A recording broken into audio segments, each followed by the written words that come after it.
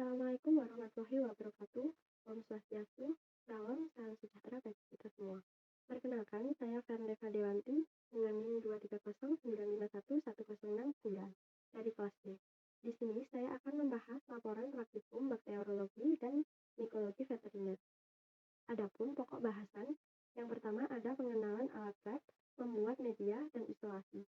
Yang kedua, identifikasi kuman dengan pewarnaan gram dan uji katalase. Yang ketiga, identifikasi kuman dengan uji biokimia dan gula-gula. Selanjutnya, ada uji sensitivitas kuman. Selanjutnya, kita akan membahas mengenai pengenalan alat lab, membuat media, dan isolasi. Latar belakang, bakteri merupakan kelompok organisme bersatu yang diklasifikasikan pada tingkat domain prokariota. Bakteri sendiri memiliki peran yang menguntungkan dan merugikan pada makhluk hidup. Selanjutnya, ada pengenalan alat dan bahan laboratorium. Yang pertama ada feses ayam, media EMBA, aquades, jarum Ocel, cawan Petri, api bunsen, autoclave, hot plate, stirrer, tabung Erlenmeyer, dan inkubator. Selanjutnya, yaitu metode kerja pembuatan media. Yang pertama, menyiapkan semua alat dan bahan yang diperlukan. Menimbang eosin, mesin, glue, agar sesuai prosedur dilakukan secara teliti dan cepat. Yang ketiga, memanaskan dengan hati-hati sambil diaduk menggunakan hot plate dan magnet stirrer sampai media tercampur homogen. Selanjutnya, sterilkan seluruh media dalam Erlenmeyer dengan menggunakan autoclave selama 15 menit.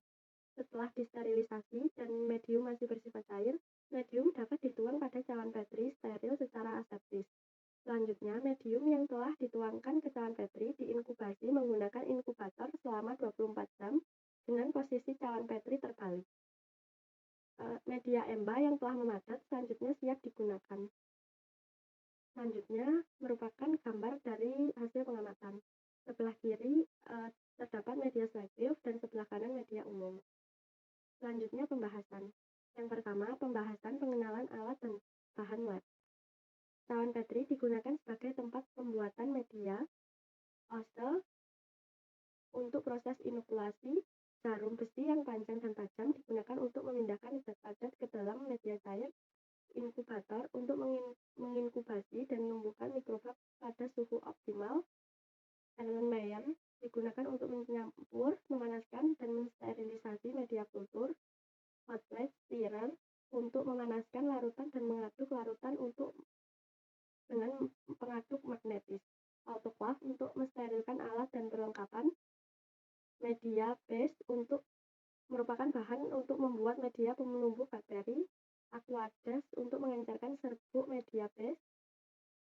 Dan yang terakhir, sampel berupa bakal mikroorganisme yang akan ditumbuhkan. Selanjutnya, pembahasan yang kedua yaitu pembahasan pembuatan media. Media merupakan suatu substrat di mana mikroorganisme dapat tumbuh yang dapat disesuaikan dengan lingkungan hidupnya. Media tumbuh dapat digunakan untuk memeriksa aktivitas mikroba dalam media tumbuh. Isolasi mikroba dapat dilakukan dengan kultur murni, pemuliaan, pengujian sifat fisiologis, dan menghitung jumlah mikroba. Teknik pemisahan dapat dilakukan yaitu isolasi bakteri atau proses pengambilan bakteri dari suatu lingkungan atau media, kemudian ditumbuhkan dalam media buatan untuk mendapatkan biakan murni. Selanjutnya kita masuk pembahasan yang kedua yaitu identifikasi kuman dengan pewarnaan gram dan uji katalase. Yang pertama, latar belakang. Sampel berupa feses ayam dapat dijadikan petunjuk identifikasi penyebab infeksi bakteri, khususnya terhadap pewarnaan bakteri yaitu pewarnaan gram. Setelah dilakukan kultur pada media biakan, akan ditemukan koloni bakteri yang akan dijadikan spesimen untuk pengamatan pewarnaan gram. Selanjutnya, alat dan bahan. Ada pipet tetes, Ocel, api bunsen, korek api, objek kelas, pinset, dan mikroskop. Ada pula bahan yaitu isolat bakteri, kristal violet, aquades, iodin, alkohol, safranin, dan minyak energi. Selanjutnya, cara kerja. Yang pertama, pembuatan preparat. Menyiapkan alat dan bahan yang akan digunakan. Membuat preparat pada objek kelas dimulai dari mensterilkan Ocel dengan bunsen, lalu dioleskan satu tetes pada objek kelas. Selanjutnya, sterilisasi Ocel kembali, lalu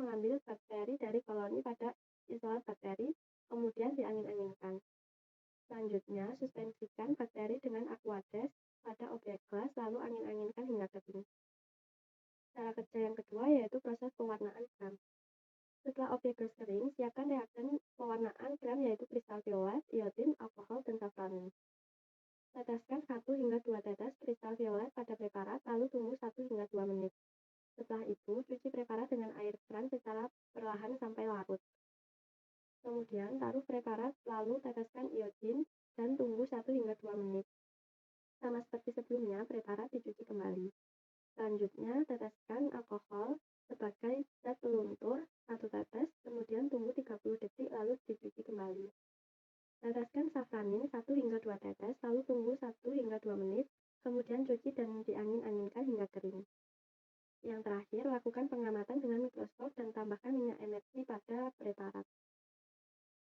Selanjutnya, hasil pengamatan. Dari hasil pengamatan, tampak bakteri gram negatif atau berwarna merah, berbentuk kokobasil. Diduga dari hasil pengamatan ini, bakteri mirip Escherichia coli. Selanjutnya, pembahasan. Dalam laporan pewarnaan bakteri dari isolat feses ayam, ditemukan bakteri gram negatif berbentuk basil yang mirip dengan Escherichia coli. Pewarnaan menunjukkan bahwa bakteri ini kehilangan warna dasar utama setelah tahap dekolorisasi dan mengambil warna merah muda dari pewarna penutup safranin. Selanjutnya yaitu kesimpulan. Dari pembahasan sebelumnya, dapat disimpulkan bahwa hewan tersebut terinfeksi bakteri Escherichia coli yang didukung dengan hasil pewarnaan gram bakteri dari koloni bakteri di akan sampel feses ayam. Hasil pewarnaan gram didapatkan bakteri gram negatif yang berbentuk kokobasil. Selanjutnya kita masuk pada pembahasan yang ketiga, yaitu identifikasi kuman dengan uji biokimia dan gula-gula. Latar belakang, sampel berupa feses dari ayam peternak dapat dijadikan petunjuk identifikasi penyebab infeksi bakteri.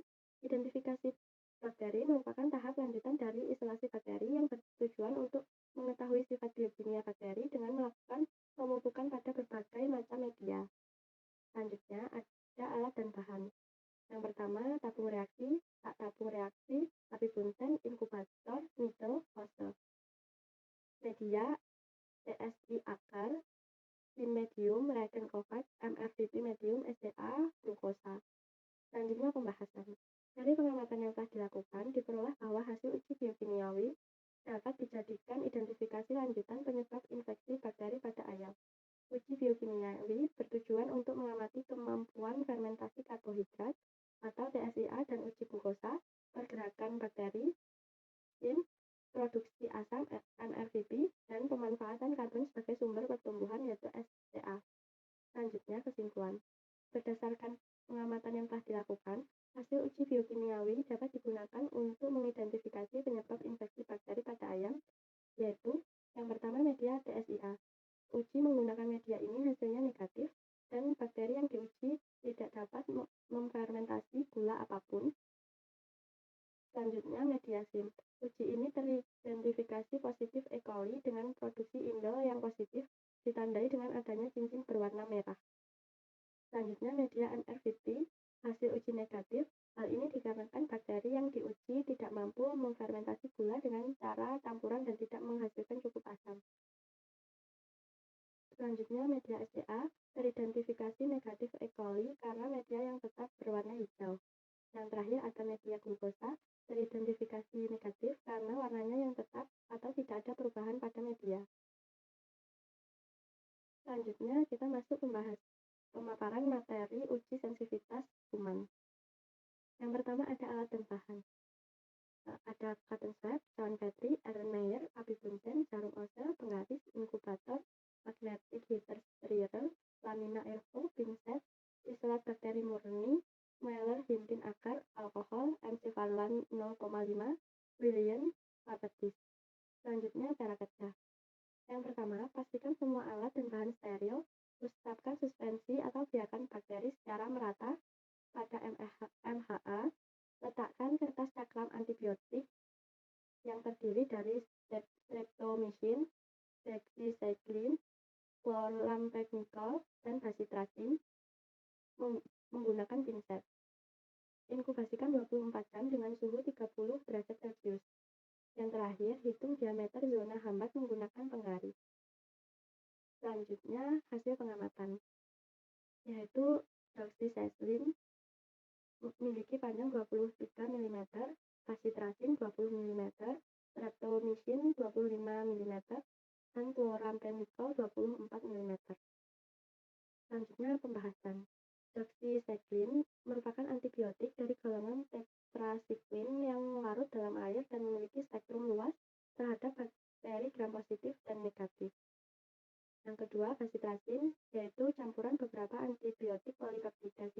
dihasilkan oleh bakteri Bacillus subtilis dan Bacillus licheniformis. Basitasin mudah diserap melalui kulit luka dan bekerja untuk mencegah transfer mukopeptida ke dinding sel berbagai mikroorganisme, kemudian menghambat sintesis dinding sel bakteri dan akhirnya replikasi bakteri. Selanjutnya ada streptomycin, merupakan antibiotik dari kelompok aminoglikosida yang pertama kali diisolasi dari bakteri Streptomyces griseus.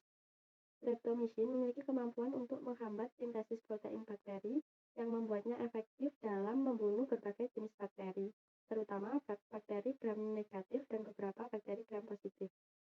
Selanjutnya, chloramphenicol, yaitu antibiotik spektrum luas yang efektif melawan berbagai jenis bakteri, termasuk bakteri gram positif, bakteri gram negatif, dan anaerob. Selanjutnya, kesimpulan. Antibiotik yang dibahas memiliki mekanisme